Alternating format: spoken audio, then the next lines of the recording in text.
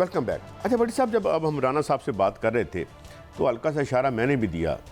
मुझे भी आज ये ख़तरा महसूस हुआ कि आज मैं भट्टी साहब से कहूँ हुजूर आज मेरी जगह आप ही प्रोग्राम ओपन कर दें, क्योंकि जहाँ से गुजर रहे थे एक दो जगह पे हमें एहतजाज और ख़ुद रहो एहतजाज, कोई लीडर नहीं, कोई पार्टी वहाँ पे मौजूद नहीं।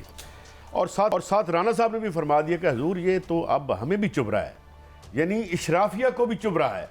तो बड़ी साहब आप कैसे काजी साहब, ये जो बिजली की बेतहाशा कीमत है और महंगाई जो आम आदमी ने मिडिल क्लास की रेंज से भी दूर हो चुकी है, ये सैलाब बड़े बड़े महलात में दाखिल होने वाला है। अभी आपने खुद फरमाया, आप पौना घंटा एक प्रोटेस्ट हो रहा था, वो किसी एक सियासी जमात का बिजली का कोई पार्टी नहीं थी। याद रखें, ना मुस्लिम लीग नून के खाली घर में आता है, ना पीपल्स पार्टी के, ना पीटीआई के, ना जमात इस्लामी के, नाम क्यों, ये पाकिस्तान के हर घर में जाता है। वो किसी भी पेशे से वाबस्ता है, मजदूर है, किसान है, ताजर है, बेरोजगार है, तालिबे इल्म है, सरकारी मुलाजम है। तो कल जो वजारत खजाना ने कहा, मैं बिल्कुल बेबस हूँ, इसमें हम रिलीफ नहीं दे सकते, वो इतनी बेबस हुकूमत कभी देखी है बड़ी साहब जिंदगी? अनबिलीवेबल है काजी साहब। तो दूसरा, एक मिनिस्टर साहब ने ये कहा, बिल जितने मर्जी जला लें, बिल तो देने होंगे। आप लोगों पे जख्मों पर नमक नहीं रख मरहम नहीं रख सकते। खुदा के लिए ऐसे गैर मुनासिब बयान देने से गुरेज करें।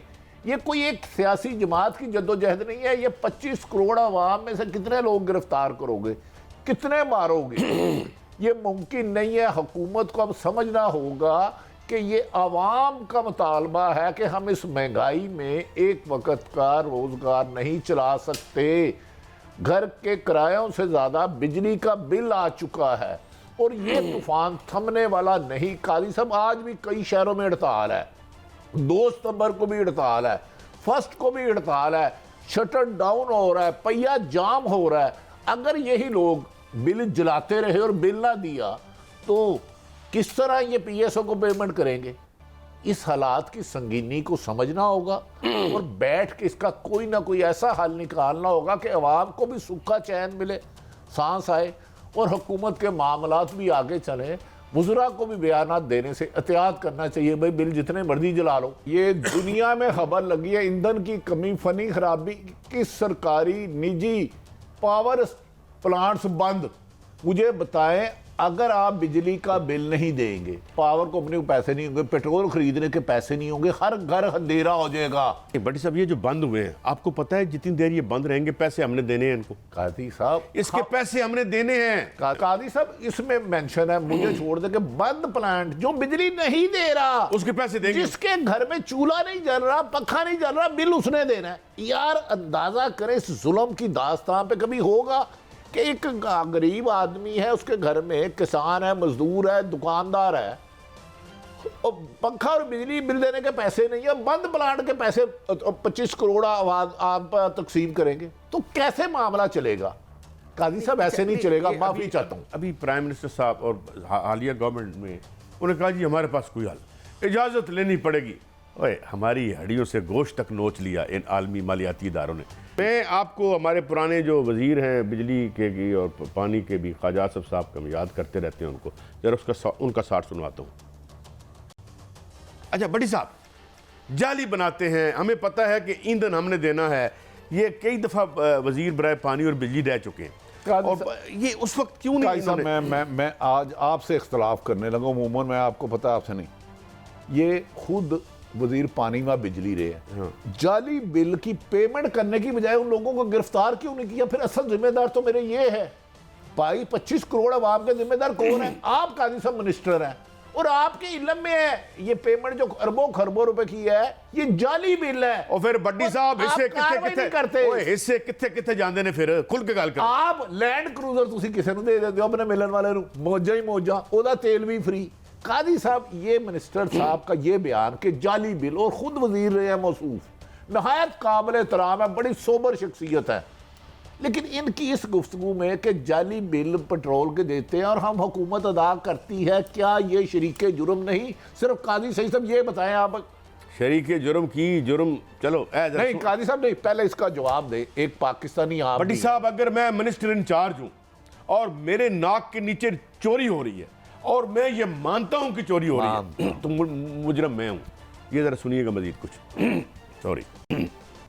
अच्छा बड़ी साहब आप कभी कभी जिक्र करते होते हैं कि यहाँ पे कोई हमारे मेंबर पार्लियामेंट भी होते थे जो कोई गैस शैस दाएं बाएं और काजी साहब, वो यार ये कहने से पहले आप बताओ कि मैंने इतने लोगों को पकड़ के उल्टा लटकाया, बिजली चोरी करने वालों को, और सरकारी खजाने में पैसा लाया, ये जिम्मेदारी है इनकी, इनके फराइज में शामिल है। जब ये ओथ लेते हैं किसी भी वजारत का, पाकिस्तान के आइन और कानून के मुताबिक चोरों डाकुओं को, बिजली चोरों को पकड़ना इनकी जिम्मेदारी में शामिल है। ये मेरे सर एहसान नहीं करेंगे, आपके सर एहसान नहीं करेंगे। इसके बाद क्या ख्वाजा आसफ साहब को नहायत अदब एहतराम से उस्मान डार के घर 100 रेड कराएं, इन्हें को वजारत मिलनी चाहिए। कादी साहब आप बिल्कुल सॉफ्ट हो चुके हैं, माफी चाहता हूँ नहीं कि मुझे दुख हो रहा है कि आप जैसे लोग जो हमेशा सच बोलते रहे, ये मिनिस्टर थे, कह रहे थे बिजली नहीं डाका पड़ा, और डाका रोक नहीं रहे थे, खुद मिनिस्टर थे जब इंटरव्यू दिया तो डाका नहीं रोक रहे। अगर चौकीदार ही कहे कि चोर चोरी करके मेरे सामने ले जा रहा है, मैं क्या करूं, तो फिर चौकीदार रखा क्यों था, फिर मिनिस्टर बनाया क्यों था? ABCD ये नहीं, PTI भी थी, पीपल्स पार्टी भी थी, मुशर्रफ भी था, ज़ियाउल हक भी था।